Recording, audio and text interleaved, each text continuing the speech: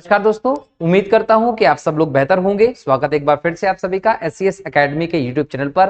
दोस्तों मेरा नाम है पंकज शर्मा और ये समय है आपकी इतिहास की क्लास का। इतिहास के इस क्लास में हम लोग MPPSC प्रीलिम्स इतिहास के यूनिट नंबर 1 जो है उस पर डिस्कशन कर रहे हैं दोस्तों। और एक मॉड्यूल हम खत्म कर चुके हैं, सेकंड मॉड्यूल चल रहा है। सेकंड मॉड्यूल में प्राचीन भारतीय इतिहास और मध्यकालीन भारतीय इतिहास की प्रमुख विशेषताओं, सामाजिक, आर्थिक, राजनीतिक, धार्मिक जो विशेषताएं हैं, व्यवस्थाएं, उन पर अध्ययन किया जा रहा है। ये सिलेबस के हिसाब से दोस्तों। और हमने हमारे पिछले लेक्चर में जो डिस्कशन किया था दोस्तों, वो डिस्कशन बहुत इंपॉर्टेंट डिस्कशन रहा। जैन धर्म और बौद्ध धर्म के लेक्चर हम लोगों ने खत्म किए। इस व्यवस्था के बाद अगर हम देखें, भारतीय इतिहास में एक नया मोड़ आता है। ये मोड़ जो आता है दोस्तों, ये साम्राज्यवादी व्यवस्था का मोड़ आता है।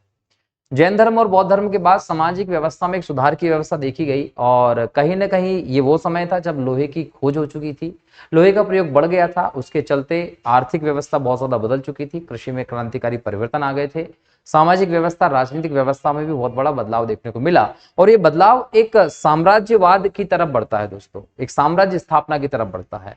ये इस प्रकार की व्यवस्था रही जहां पर हम भारत में पहले अलग अलग एरिया जो है, साम्राज्य, उनको स्थापित होते देखते हैं। हम लोगों ने जब बात की थी ऋग्वेदिक काल में और उसके बाद के समय में, तो हमने बोला था कि कुल ग्राम विस जन राष्ट्र, ये उस समय की व्यवस्थाएं थी। तो उस समय जो जन की व्यवस्था चलती थी दोस्तों, वो जन की व्यवस्था अब जनपद में बदल चुकी थी और जनपद से अब महाजनपदों का उदय होने के सिस्टम आ चुका था। तो आज से हमारा जो लेक्चर शुरू हो रहा है वो महाजनपदों के उदय का और महाजनपदों के संबंध में ही चैप्टर है दोस्तों। और यहां से हम भारत के पहले सुदृढ़ साम्राज्य मौर्य साम्राज्य की ओर बढ़ने वाले हैं। इसके पहले मगध महाजनपद का एक शक्तिशाली जनपद के तौर पर उदय होना और वहां पर प्रारंभिक साम्राज्य की स्थापना की विषय वस्तु को हम आज देखने वाले हैं।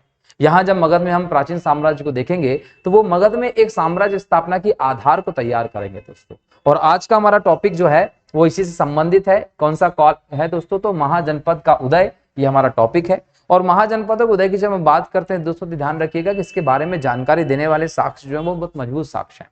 हमको इसके बारे में लिखित और प्रमाणित जानकारी देखने को मिलती है दोस्तों। और ये लिखित और प्रमाणित जानकारी देने वाले जो ग्रंथ हैं दोस्तों, वो बौद्ध ग्रंथ भी और जैन ग्रंथ भी हैं। बौद्ध ग्रंथ पे देखें दोस्तों तो अंगुत्तर निकाय और महावस्तु, ये दोनों के दोनों जो महान बौद्ध ग्रंथ रहे हैं, इनसे, और जैन ग्रंथ भगवती सूत्र जो है, इनसे हमें महाजनपदों के उदय की पूरी डिटेल में जानकारी मिलती है। और यहीं से हम लोगों को पता चलता है कि उस समय पे 16 महाजनपद जो थे उनका उदय हुआ था। 16 अलग अलग महाजनपदों का उदय हुआ, जो हमारे भारतीय पूरे प्राचीन व्यवस्था में देखें तो साम्राज्य के अंतर्गत देखने को मिलते हैं। तो इन 16 महाजनपदों को ही, इनके अंतर्गत शक्तिशाली जनपदों को ही हम लोग देखने वाले हैं। ठीक है, अब यहां सबसे पहले तो हमें यह भी क्वेश्चन एग्जाम में आ सकता है कि जो 16 महाजनपद हैं उनमें से कौन सा जनपद जो उसकी राजधानी क्या थी। तो हम लोगों को पहले 16 महाजनपदों की व्यवस्था देखनी होगी। इसमें हम लोग राजधानी और महाजनपद को देखते हैं। यहां पर देखिए काशी, काशी एक फेमस बोल सकते जनपद रहा। इसकी राजधानी वाराणसी थी। कौशल, श्रावस्ती, अयोध्या इसकी राजधानी हुआ करती थी। कौशल दोस्तों एक ताकतवर जनपद के तौर पर जाना जाता था। इसके बाद अंग के नाम आता है, अंग की राजधानी चंपा थी। मगध, मगध की राजधानी राजगृह या ग्रीवरस थी दोस्तों, और यह सबसे शक्तिशाली महाजनपद के तौर पर स्थापित था। तो अगर एग्जाम में प्रश्न आता है कि महाजनपद काल के उदय के समय पे सबसे शक्तिशाली महाजनपद कौन सा था, तो वो मगध ही था दोस्तों। इसके अलावा वज्जी, जिसकी राजधानी वैशाली थी। मल्ल, जिसकी राजधानी कुशीनगर से थी। कुरु, जिसकी राजधानी इंद्रप्रस्थ, दिल्ली का इलाका दोस्तों जो आता है। चेदी या चेती, जिसकी राजधानी शक्तिमती मिलती है दोस्तों। तो ये इंपॉर्टेंट जनपद और उनकी राजधानी है। इस लिस्ट में हम लोगों को 2 बड़े जनपद शक्तिशाली मिलते हैं, कौन से? कौशल और मगध दोस्तों। इसके बाद अगर हम और देखें तो अन्य इंपॉर्टेंट महाजनपदों में जब देखा जाता है तो यहाँ पर वत्स, जिसकी राजधानी कौशाम्बी थी, ये भी एक इंपॉर्टेंट महाजनपद था, शक्तिशाली महाजनपद था। पांचाल, जिसको उत्तरी पांचाल और दक्षिणी पांचाल आप कहते हैं दोस्तों, इसकी एक राजधानी जो है वो अच्छत्र रही उत्तरी पांचाल की, और दक्षिणी पांचाल की राजधानी थी काम्पिल्य। ठीक है। मत्स्य की विराटनगर थी। शूरसेन की मथुरा थी। अश्मक पोतना या पोटली था दोस्तों। यह याद रखिएगा कि अस्मक जो है वो दक्षिण भारत में एकमात्र महाजनपद के तौर पर स्थापित था। अवंती अन्य शक्तिशाली महाजन के तौर पर स्थापित था। जब हम अवंती महाजनपद की बात करते हैं दोस्तों, तो अवंती महाजनपद 2 भागों में बटा हुआ था। जिस प्रकार से पांचाल को 2 भागों में देखा गया, उत्तरी और दक्षिणी पांचाल, वैसे ही हम अवंती को 2 भागों में देखते हैं, एक उत्तरी अवंती और एक दक्षिणी अवंती। यहां पर उत्तरी अवंती की जो राजधानी मिली थी दोस्तों वो उज्जैनी मिलती है, ये वाली, और दक्षिणी अवंती की जो राजधानी मिलती है दोस्तों वो महिष्मती मिलती है, ध्यान रखेंगे। ठीक है। वहीं गांधार जो है दोस्तों, इसकी राजधानी तक्षशिला में रही। गांधार एक इंपॉर्टेंट क्षेत्र रहा। तक्षशिला, यहाँ पर आपको तक्षशिला विश्वविद्यालय भी देखने को मिला, जो शिक्षा का प्रमुख केंद्र था दोस्तों उस समय, और आचार्य चाणक्य का संबंध से यहीं से रहा है, अफगानिस्तान के क्षेत्र में ये देखा गया। कंबोज, राजपुर या हाटक इसकी राजधानी थी। कुरु की राजधानी भी दोस्तों इंद्रप्रस्थ हम लोगों को देखने को मिलती है। ठीक है, तो ये इंपॉर्टेंट महाजनपदों की व्यवस्था जो हम लोगों ने देखी। अब इन जब महाजनपदों की व्यवस्था को हम लोग देख रहे हैं यहां पर, तो एक बात याद रखिएगा कि इन महाजनपदों में 4 महाजनपद है ना, 4 महाजनपद जिसको हम देख रहे हैं, एक कौन सा है, अवंती, एक का नाम है वत्स, एक का नाम है आपका मगध।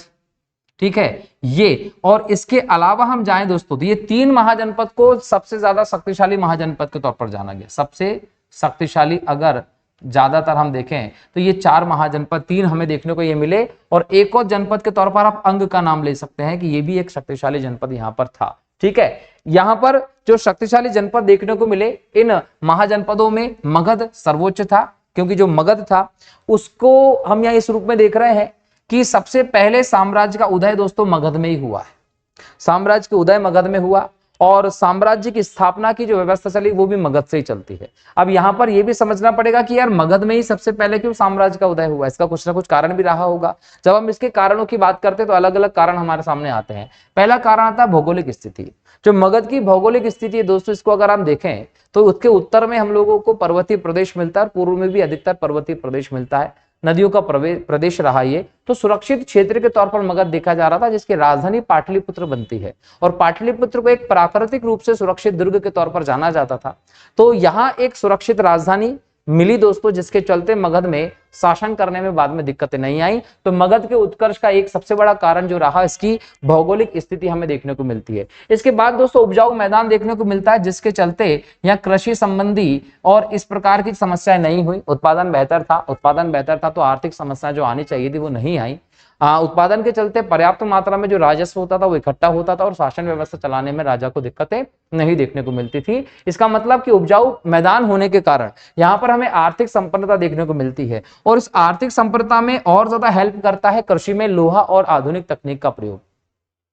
आधुनिक तकनीकी आज की भांति तो नहीं होती थी, लेकिन उस समय की भांति हम देखें तो लोहे का प्रयोग अपने आप में एक नवीनता को दर्शाता है, जिसके चलते मजबूत स्थायी उपकरण लोहे के प्रयोग किए जाने लगे, और कृषि में उत्पादन देखने को मिला, जिसका परिणाम कहीं ना कहीं राजस्व में वृद्धि भी होती है। तो एक उपजाऊ क्षेत्र था जहां पर लोहे और आदि तकनीकों के माध्यम से कृषि को बढ़ावा दिया गया। इसके अलावा दोस्तों यहाँ वन क्षेत्र भी देखने को मिलता है।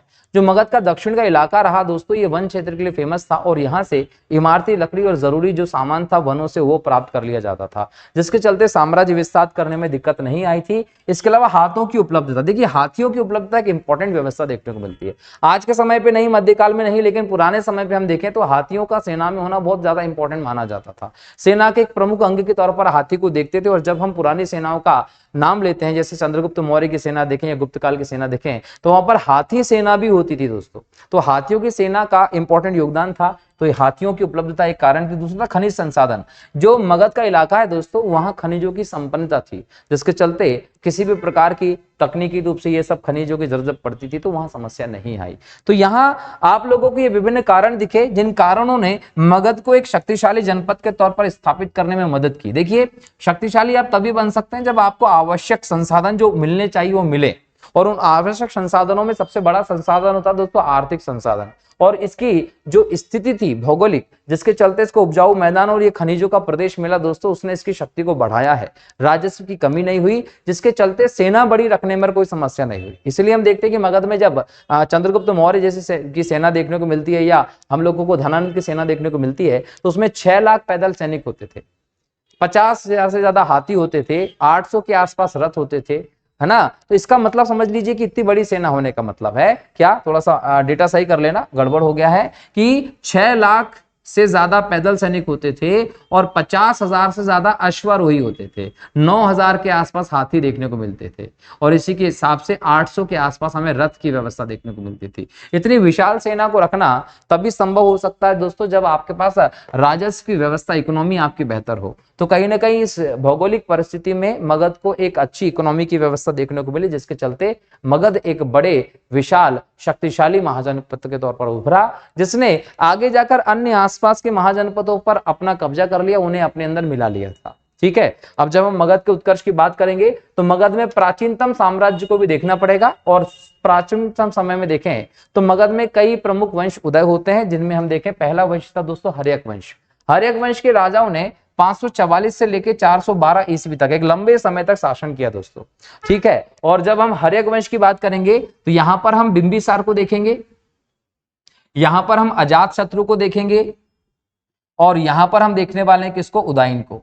ये इंपॉर्टेंट शासक हुए हर्यक वंश के। इस वंश को हम पितृहंता वंश के नाम से जानते हैं दोस्तों, क्यों? क्योंकि ये हर्यक वंश ही था जिसके शासकों ने अपने पिता को मारकर उत्तराधिकारी की गद्दी प्राप्त की थी दोस्तों। इसके बाद नेक्स्ट आता है दोस्तों शिशुनाग वंश। जब हम शिशुनाग वंश की बात करेंगे तो हर्यक वंश के शासकों को हराने के बाद शिशुनाग वंश की स्थापना होती है, जो 412 से लेकर 344 ईसा पूर्व तक चलता है।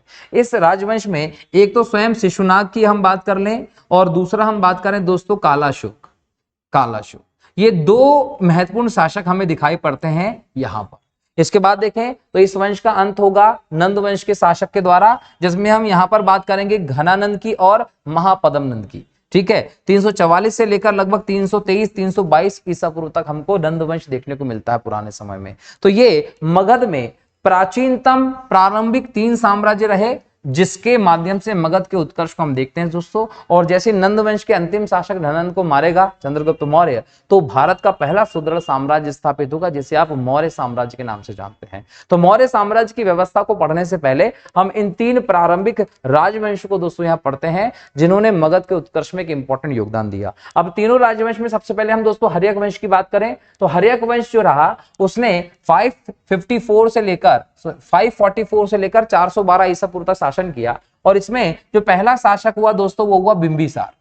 बिंबिसार को श्रेणिक नाम से भी जाना गया, इसको श्रेणिक नाम से भी जाना जाता है, पुराणों में इसको श्रेणिक कहा गया है। अब बिंबिसार जो है इसको श्रेणिक भी कहा गया, ये एक तरीके से देखा जाए दोस्तों तो जैन धर्म का अनुयायी हुआ था। और बिंबिसार ने क्या किया कि हर्यक वंश की स्थापना की थी। हर्यक वंश का संस्थापक रहा ये, और हर्यक वंश का संस्थापक तो था ही था, साथ साथ इसने प्राचीन मगध में साम्राज्य भी स्थापित किया, और यह साम्राज्य प्रथम साम्राज्य के तौर पर भी देखा जाता है।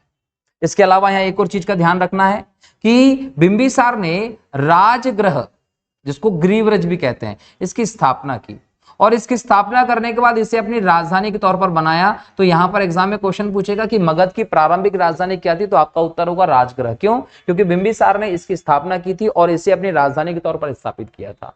अब यहां पर इसकी राजधानी के बाद देखेंगे तो इसने साम्राज्य विस्तार की नीति को अपनाया है। अब साम्राज्य विस्तार की इसकी जो नीति रही है दोस्तों, उस नीति में हम लोग देखते हैं कि इसने वैवाहिक संबंधों को इंपॉर्टेंस दिया है। किसको? वैवाहिक संबंध जो है उसको इंपॉर्टेंस दिया, और इसके आधार पर इसने अपने साम्राज्य विस्तार का काम किया है। और इस साम्राज्य विस्तार के साथ साथ इसने टोटल 52 वर्ष तक दोस्तों शासन किया था। कितने साल तक शासन किया था? 52 साल तक शासन किया था। बड़ी कुशलता के साथ मगध के साम्राज्य को बढ़ाया था इसने। अब इसने साम्राज्य विस्तार के लिए एक तो वैवाहिक संबंधों की नीति का पालन किया, और दूसरा इसने किया सीधे आक्रमण।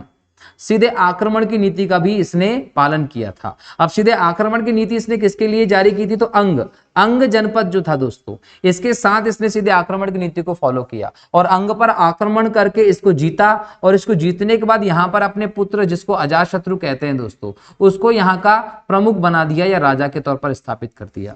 तो यहां पर अंग इसने सीधे जीतकर अपने मगध के साम्राज्य में मिला लिया। दूसरा इसने वैवाहिक संबंधों की बात की। जब हम इसके वैवाहिक संबंधों की बात करते हैं तो हमें इसके 3 विवाह देखने को मिलते हैं। कितने विवाह देखने को मिलते हैं?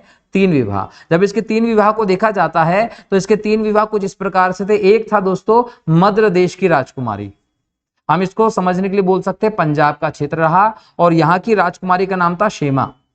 इससे शादी की इसने। एक शादी किससे की? तो याद रखिएगा महाकौशला। ये महाकौशला जो थी वो कौशल नरेश की घर से इसका संबंध था। कौशल नरेश हैं, इनका नाम है प्रसेनजित। ये प्रसेनजित जो है दोस्तों इनकी सिस्टर थी, बहन। इनके साथ शादी की, और यहां से काशी जो है ये दहेज में मिल जाता है। किसको? बिंबिसार को। और तीसरी शादी करता है दोस्तों ये कहां? वैशाली में। वैशाली में जो साम्राज्य चलता था, याद रखिएगा, जिस प्रकार से मगध का महाजनपद शक्तिशाली था, उसी प्रकार से तात्कालिक समय पे वैशाली जो गणतंत्र के तौर पर देखा जाता है वो सबसे शक्तिशाली गणतंत्र के तौर पर देखा जाता है, और इसे हम विश्व के प्राचीनतम गणतंत्र के तौर पर भी देखते हैं। तो जो वैशाली था दोस्तों, यहां पर लिच्छवी कुल का शासन था, और लिच्छवी कुल का जो शासन था, यहां पर जो रानी मिलती है दोस्तों का नाम मिलता है चेलना। तो लिच्छवी कुल की राजकुमारी चेलना जो है उससे विवाह हुआ। अब ये 3 शादियां की। अब तीनों शादियों का मतलब समझिए, यहाँ इनके साथ वैवाहिक संबंध स्थापित हो गए, ये मजबूत थे तो बिंबिसार के साम्राज्य को मजबूती मिली। यहां से काशी प्राप्त हो गया, इस साम्राज्य से जुड़ने के साथ बिंबिसार के साम्राज्य को मजबूती मिली। और तीसरी बात की सबसे शक्तिशाली गणतंत्र जिससे इसको खतरा हो सकता था, उससे भी इसने सामाजिक व्यवस्था के तौर पर देखे वैवाहिक संबंध स्थापित करके, उससे भी दोस्ती करके और संबंध बना लिए। तो ये तीनों शक्तिशाली से मिलने के बाद इसकी शक्ति अपने आप में बढ़ती दिखाई पड़ती है। इसके अलावा अपनी पावर को अंग महाजनपद को जीतकर भी ये शो कर चुका था। दूसरी तरफ हम देखें दोस्तों तो यहाँ पर एक और जानकारी मिलती है कि इसने मित्रता पूर्वक जो संबंध है वो भी स्थापित किए थे, और इसके लिए इसका एक उदाहरण हमें देखने को मिलता है। उदाहरण किसका हम देखने को मिलता है दोस्तों? अवंती। अवंती प्रारंभ में हम देखें शक्तिशाली जनपद के तौर पर स्थापित था, और अवंती जो है यहाँ के राजा का नाम था दोस्तों चंडप्रद्योत। अवंती के राजा का नाम चंडप्रद्योत था, और चंडप्रद्योत जो है इनको हो गया था पांडु रोग। पांडु रोग जब हो गया तो ये पांडु रोग के इलाज की जरूरत थी। अवंती के राजा ने सभी प्रकार के दवाई दारू सब कर लिया था, लेकिन कोई इलाज नहीं मिला। तो ऐसे में यहाँ पर इसको पांडु रोग हुआ, तो बिंबिसार का राज्य वैद्य जो था, याद रखिएगा, बिंबिसार का जो राज्य वैद्य था उसका नाम था जीवक। अब ये जीवक था, उसको बिंबिसार ने कहा कि जाओ अवंती के राजा चंडप्रद्योत का इलाज करो, उसका इलाज करो, और जब तक वो स्वस्थ ना हो जाए तब तक मत आना। उनको स्वस्थ करने के बाद चंडप्रद्योत जो है वो जीवक को वापस भेजता है। अब जीवक ने जैसे इलाज किया तो यहाँ पर जब चंडप्रद्योत स्वस्थ हो गए तो अवंती और बिंबिसार के बीच में अच्छे संबंध स्थापित हो गए। तो इससे भी बिंबिसार के साम्राज्य को हमें मजबूती दिखाई पड़ती है दोस्तों। इस प्रकार से मजबूती के साथ बिंबिसार ने तमाम प्रक्रियाओं को देखते हुए अपना साम्राज्य संचालित किया। लेकिन देखिए, नियति जो होती है वो अलग होती है। नियति में कुछ और ही था। नियति कुछ इस प्रकार से रही कि अजातशत्रु की बुद्धि अलग हो गई, और अजातशत्रु की बुद्धि इतनी अलग हुई कि इसने क्या किया, अपने पिता की क्या कर दी, हत्या कर दी। इसके पिता कौन है? बिंबिसार है। तो बिंबिसार की हत्या कर दी, और बिंबिसार की हत्या करके खुद राजा बन गया। तो यहाँ पर हम लोगों को हर्यक वंश में पहला केस देखने को मिलता है इतिहास का कि एक पुत्र जो है उसने अपने पिता की हत्या करके राजगद्दी को प्राप्त किया हो। ठीक है, तो यहां अगला शासक जो होगा वो कौन हो जाएगा? अजातशत्रु आ जाएगा। किसके बाद? बिंबिसार के बाद। ठीक है, तो अगला शासक देखते हैं। अगला शासक आपका जो है अजातशत्रु, और अजातशत्रु जो है दोस्तों इसने 492 से लेके 460 तक शासन किया। 492 से 460 तक शासन किया, तो बोला जाता है कि लगभग 32 वर्ष तक अजातशत्रु ने शासन किया। अब ये जो 32 वर्ष का अजातशत्रु का शासन रहा दोस्तों, इसमें आपको कुछ ऐसी व्यवस्था देखने को मिलेगी कि यार ये कैसे इसने कर दिया। मतलब ये कि अजातशत्रु जो रहा ये अपने पिता को मारकर राजा बना था, पिता की हत्या करके राजा बना। अब पिता की हत्या करके राजा बना तो आप समझ सकते हैं कि किस प्रकार की मानसिकता होने वाली है। ठीक है, और इसीलिए इसको कुणिक भी कहा जाता है। इसको कुणिक भी कहा जाता है। तो एग्जाम में पूछेगा कि कुणिक किसे कहा गया? अजातशत्रु को कहा गया था। अजातशत्रु ने अपने 32 साल के शासन व्यवस्था में जो नीति अपनाई उसमें संबंधों को बिल्कुल इंपॉर्टेंस नहीं दी थी, संबंधों को महत्व नहीं दिया। अब संबंधों को महत्व नहीं दिया तो क्या किया? तो याद रखिए कि एक तो हम बात कर लें प्रसेनजीत की। ठीक है, ये कौन थे? महाकौशल प्रदेश के कौशल नरेश थे ये। ठीक है, यहां लिख लेता हूं कौशल। और दूसरी हम बात कर लें यहां पर एक वैशाली की। ये दोनों एग्जाम्पल ऐसे मिलते हैं हम लोगों को कि जिनसे हम लोगों को लगता है कि यार इसने संबंधों पर ध्यान नहीं दिया होगा। वैशाली में लिच्छवी है और प्रसेनजीत है। अच्छा, प्रसेनजीत जो है इनके यहां पर इनकी बहन कौन मिली? महाकौशला। ठीक है, इसका मतलब ये था कि अजातशत्रु जो है उसके रिश्तेदारों का ही घर रहा। क्यों? क्योंकि बिंबिसार की शादी हुई थी यहाँ पर, काशी दहेज में मिला था, और बिंबिसार की माता का नाम क्या मिलता है? चेलना। बिंबिसार चेलना का पुत्र था। अब देखा जाए तो 3 माँ में ये भी माँ लगती है। किसकी? अजातशत्रु की। अब अजातशत्रु की माँ का नाम चेलना है। ठीक है, अब चेलना जो है वो कहाँ की है? वैशाली के लिच्छवी की। अब वैशाली के लिच्छवी की, इसका मतलब ये नाना का घर हो गया कि नहीं हो गया? और एक तरीके से देखा जाए तो ये भी ननिहाली हो गया है। क्यों, भले ही मां सौतेली हो लेकिन हाँ मां तो थी। तो ऐसे में यहां पर भी इसने क्या कर दिया, आक्रमण कर दिया, और यहां पर भी अजातशत्रु ने क्या कर दिया, आक्रमण कर दिया संबंधों की अवहेलना करते हुए। यहां पर आक्रमण किया तो यहां पर प्रसेनजीत जो है वो हार गए। हारने के बाद इनको क्या करना पड़ा, समझौता करना पड़ा, और समझौता करके इन्होंने क्या किया, वजीरा कौन थी, इनकी पुत्री थी, उससे क्या कर दिया, अजातशत्रु का विवाह कर दिया। और दूसरी तरफ अगर हम यहां बात करें नाना के घर की, ननिहाल की, क्या, लिच्छवी का वैशाली, तो यहां पर भी आक्रमण किया, और आक्रमण किया तो 2 नए हथियार का प्रयोग किया। ये 2 नए हथियार जो है दोस्तों एग्जाम में क्वेश्चन आता है यहां से, 2 नए हथियार का प्रयोग किया गया। इसमें एक क्या था, रथ मूसल, और एक हथियार का नाम मिलता है महाशिला कंटक। तो ये 2 नए हथियार किस पर आक्रमण करके, वैशाली पर आक्रमण करके किसने प्रयोग किए, अजातशत्रु ने प्रयोग किए। तो इस प्रकार से हम ये देख रहे हैं कि अजातशत्रु ने संबंधों की अवहेलना की और हर प्रकार से युद्ध की व्यवस्था को इसने फॉलो किया, जैसे तैसे करके ये अपने साम्राज्य को विस्तार करना चाहता था। लेकिन देखिए जैसी करनी वैसी भरनी सबको पता है, तो जैसी करनी वैसी भरनी वाला डायलॉग यहां पर सटीक होता है। क्यों, क्योंकि अजातशत्रु का पुत्र हुआ उदयन, और उदयन ने क्या किया, अजातशत्रु की हत्या कर दी, और उसने अपने पिता को मारकर अपना एक राज्य स्थापित कर दिया। तो अगला शासक जो होता है हर्यक वंश में वो होता उदयन। उदयन जो 460 से लेकर 444 ईसा पूर्व तक शासन करता है, और इसके शासन में देखिए कि जैन धर्म को मानता है, परंतु ये एक शांति प्रिय शासक था। और इसके बारे में ये कहा जाता है कि इसने ज्यादा युद्ध बुद्ध फालतू की लड़ाई में ध्यान नहीं दिया, और इसने सबसे बड़ा काम क्या किया था दोस्तों, गंगा और सोन के संगम पर बिहार जो है आधुनिक, यहां पर इसने पाटलिपुत्र की स्थापना की, और पाटलिपुत्र की स्थापना करके इसको अपनी राजधानी के तौर पर स्थापित किया। तो एग्जाम में पूछेगा कि पाटलिपुत्र को पहली बार राजधानी किसने बनाया, तो उदयन ने इसे अपनी राजधानी बनाया था। शांतिपूर्ण शासन व्यवस्था पर आधारित था, और अजातशत्रु की हत्या करके ये शासक बना था। अब यह याद रखिएगा कि जो उदयन है, इस उदयन की हत्या कर दी नागदशक ने, और नागदशक ने उदयन को मारने के बाद खुद को शासक घोषित कर दिया। और यहां पर नागदशक जो होता है वो हर्यक वंश का अंतिम शासक हो जाता है। इसकी हत्या कौन कर देता है, शिशुनाग। ये शिशुनाग कौन है, वो नागदशक का अमात्य है, मंत्री है, और ये किसको मार देता है, नागदशक को। और मगध में याद रखिएगा, मगध में नागवंश की स्थापना हो जाती है, और यहां से नागवंश की स्थापना के साथ एक अलग इतिहास प्रारंभ हो जाता है। ठीक है, लेकिन एक बात और याद रखिएगा जो बहुत इंपॉर्टेंट है, आप लोगों को ध्यान रखनी। ये तो नाग वंश की स्थापना तक हम आ गए।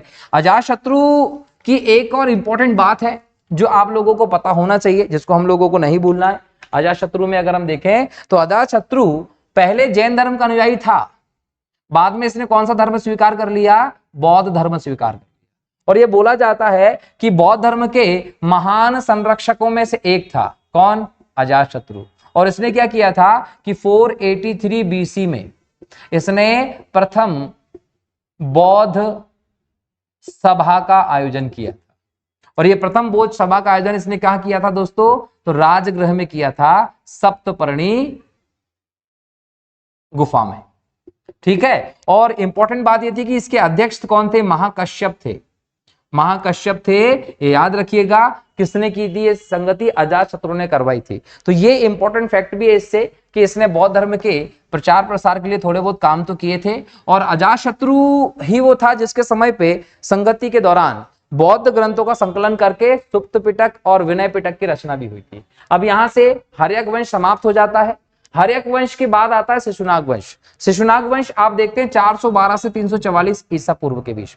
और शिशुनाग वंश में दोस्तों अगर हम देखें तो ये ऐसा वंश रहा जिसने राजधानी को पाटलिपुत्र से बदला। शिशुनाग वंश में, नागवंश जिसको कहते हैं, इस वंश में राजधानी को इस तरह बदला गया था। और राजधानी को जो बदला गया दोस्तों, उसको कुछ अलग प्रकार से देखिए कि राजधानी को कैसे बदला था। जब हम इसकी राजधानी बदलने का काम देखेंगे तो वैशाली पर आक्रमण किया किसने, शिशुनाग ने दोबारा, और इसको राजधानी के तौर पर स्थापित किया था मगध की, किसने, शिशुनाग ने। ठीक है, और इसके अलावा ये भी हम कह सकते हैं कि शिशुनाग वंश में शिशुनाग ने लंबे समय तक शासन करने का प्रयास किया, लेकिन बाद में जब इसकी डेथ हो गई तो इसकी जगह पर इसका पुत्र जो है वो कालाशोक शासक बनता है। जब हम कालाशोक का देखते हैं दोस्तों तो याद रखिएगा, कालाशोक जो है इसे काकवर्ण भी कहा गया है। क्या कहा गया है? काकवर्ण, काला था इसलिए, ठीक है। और इसको कुछ जगह पर क्लासिक भी कहा गया, इसके लिए क्लासिक शब्द का प्रयोग भी हुआ है।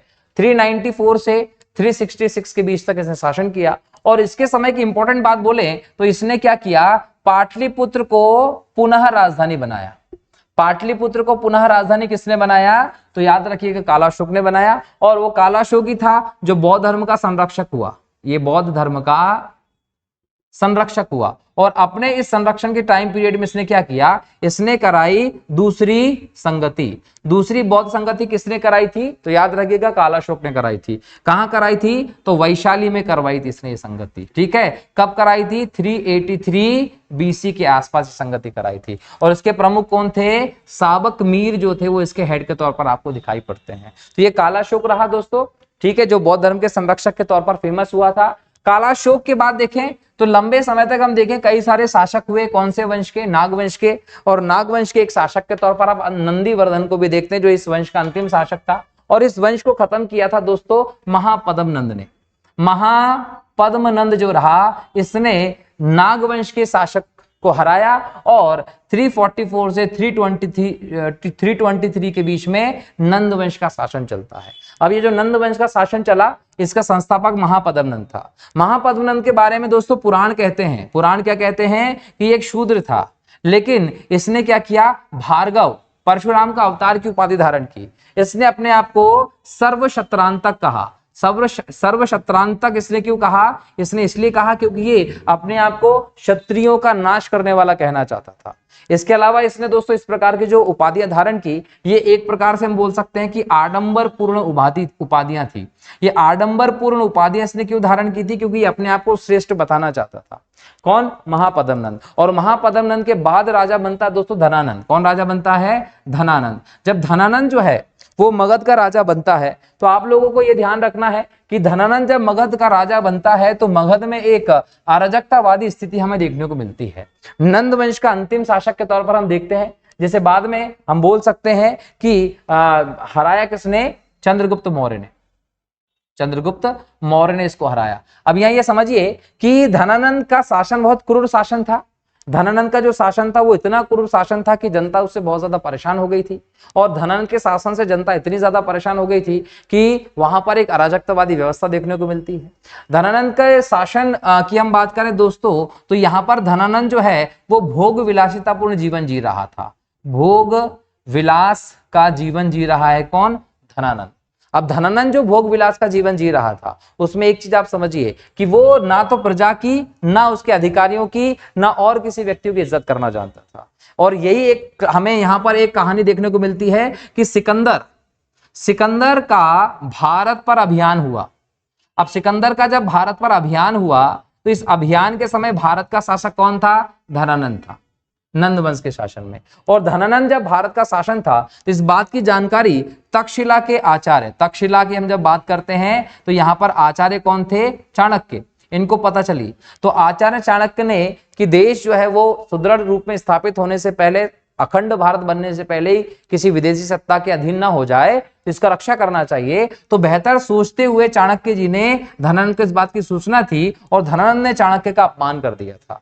इससे सीधे सीधे पता चलता है कि ना तो देश की परवाह थी और ना ही किसी और व्यवस्था की, यह सिर्फ अपने राज को कायम करना चाहता था। और अंत यही हुआ कि जब धनानंद ने आचार्य चाणक्य की बहुत ज्यादा बेइज्जती की तो आचार्य चाणक्य ने इसके वंश समेत समूल नाश की एक शपथ ले ली।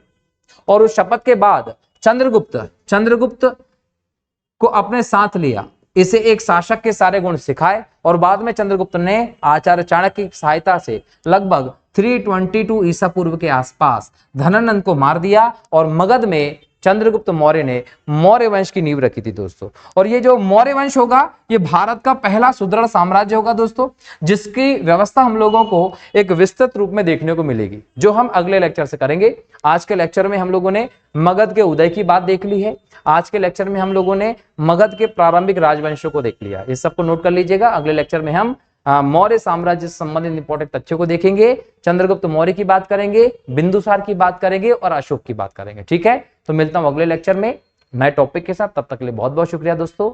जय हिंद, जय भारत, वंदे मातरम। जय श्री राम।